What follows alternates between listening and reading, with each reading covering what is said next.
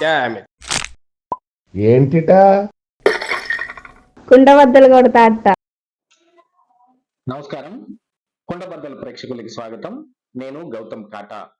ఈ వీడియోలో నేను మీతో చెప్పాలనుకునే అంశం డీజీపీ కసిరెడ్డి రాజేంద్రనాథ్ రెడ్డిని, సిఎస్ జవహర్ రెడ్డిని ఎన్నికల కమిషన్ తప్పిస్తుందా అని ఇప్పుడు చర్చ మొత్తం దాని మీద జరుగుతోంది.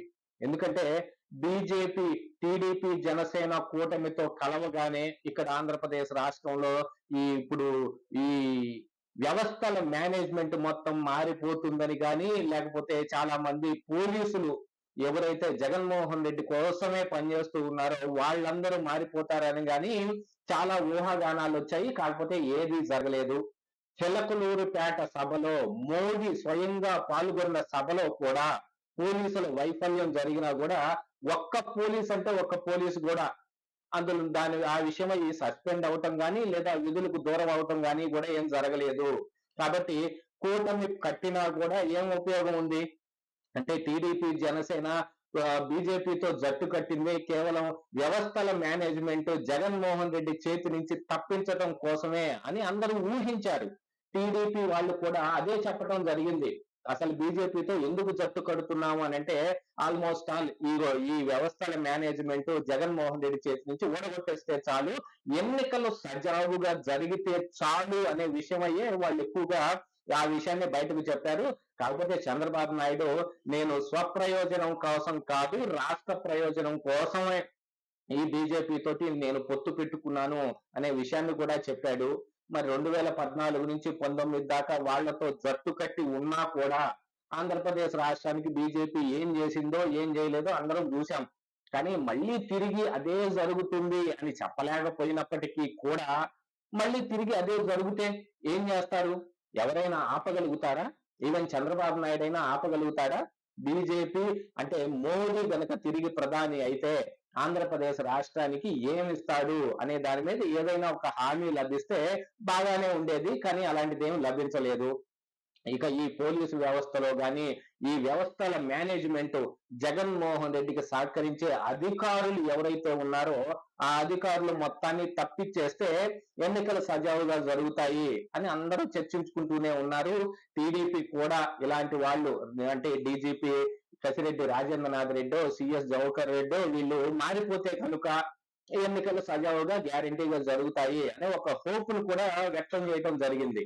ఈ డీజీపీ మీద, సిఎస్ మీద ఎలక్షన్ కమిషన్ కూడా చాలా కంప్లైంట్లు వెళ్ళాయి. ప్రతిపక్షాలు కూడా బోల్డ్ అన్ని కంప్లైంట్లు వాళ్ళ మీద లాంచ్ చేయడం జరిగింది.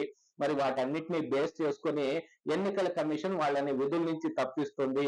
ఏదైనా ఒక చిన్న అనుమానం ఉంటే చాలు, అది అనుమానం నివృత్తి జరిగే అవసరం లేకపోయినా కూడా దానికి తగ్గట్టుగా ఇక్కడ ఉన్న పరిస్థితులన్నీ కనిపిస్తుంటే చాలు ఎన్నికల కమిషన్ ఏదో ఒక నిర్ణయం తీసుకోవచ్చు. కానీ ఈ టీడీపీ, జనసేన, బీజేపీ కూటమితోటి ఏదైతే జరుగుతుందో అని ఆశించారో అది ఏమాత్రం జరగలేదు. ఇక ఎన్నికలు సజావుగా జరగటానికి ఎలక్షన్ కమిషన్ అయితే వాళ్ళు మరొక విధానాన్ని తీసుకొని వచ్చారు.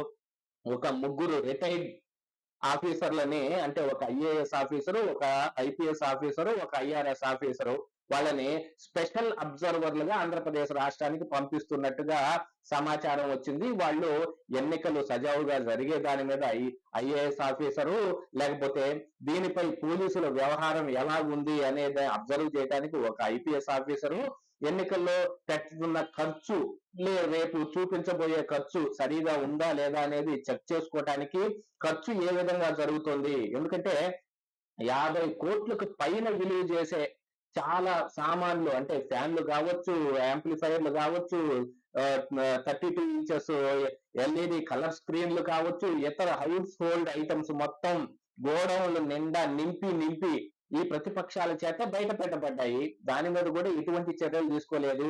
ఎవరో 4 క్వార్టర్లో 5 క్వార్టర్లో మద్యాన్ని తరలిస్తూ ఉన్నారని చెప్పి వాళ్ళ మీద అయితే పోలీసులు కేసు కట్టి వాళ్ళని తీసుకెళ్లి లోపల పెట్టడం జరిగింది. మరి ఈ హౌస్ హోల్డ్ ఐటమ్స్ మొత్తం కొన్ని గోడౌన్లో, రేణిగుంటలో కొన్ని గోడౌన్లోను, చంద్రగిరిలో కొన్ని గోడౌన్లోను బాగా నింపేసి వాటిని రాష్ట్రం మొత్తం పంచడం కోసం కంటైనర్లు తిరుగుతున్నాయి అనే పుకార్లు కూడా వచ్చాయి. చాలా మంది విపక్ష నాయకులు ఆ FCI గోడౌన్లకు వెళ్ళి అక్కడ ఉన్న వాటన్నిటిని ఓపెన్ చేయించి చూస్తే అందులో చాలా ఐటమ్స్ కూడా కనపడ్డాయి.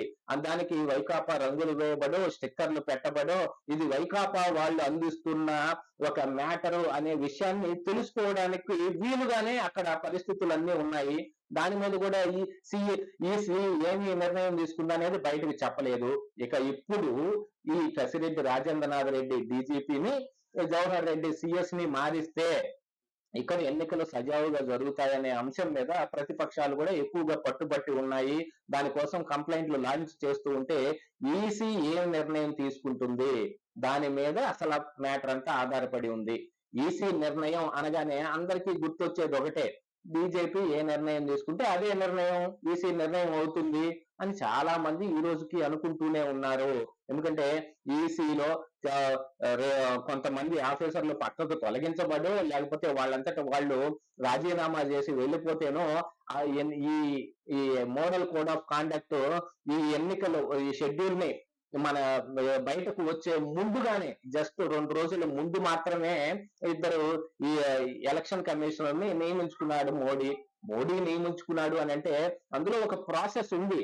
ఆ ప్రాసెస్ ఉన్నా కూడా అందులో ఉండాల్సిన జడ్జిని తప్పించేసి, చీఫ్ జస్టిస్ ని తప్పించేసి ఆ ప్లేస్ లో మరొక వ్యక్తిని పెట్టుకుని వాళ్ళ ద్వారా నియమించుకోవడం జరిగింది. ఆ కొత్త ప్రాసెస్ లోనే ఎలక్షన్ కమిషనర్ ని నియమించడం జరిగింది. మరి ఇలాంటప్పుడు అంతా ఈసీ మొత్తం మోడీ చేతిలోనే ఉంది అని ప్రతిపక్షాలు ఆరోపిస్తున్న దానికి చాలా బలం చేకూరింది. దాంతో పాటుగా పశ్చిమ బెంగాల్లో వాళ్లకు నచ్చని బీజేపీ ఉంటే ఆయన తొలగించడం కోసం వెంటనే ఈసీ చర్యలు తీసుకుంది. చాలా మంది హోంశాఖ కార్యదర్శులను కూడా మార్చడం జరిగింది.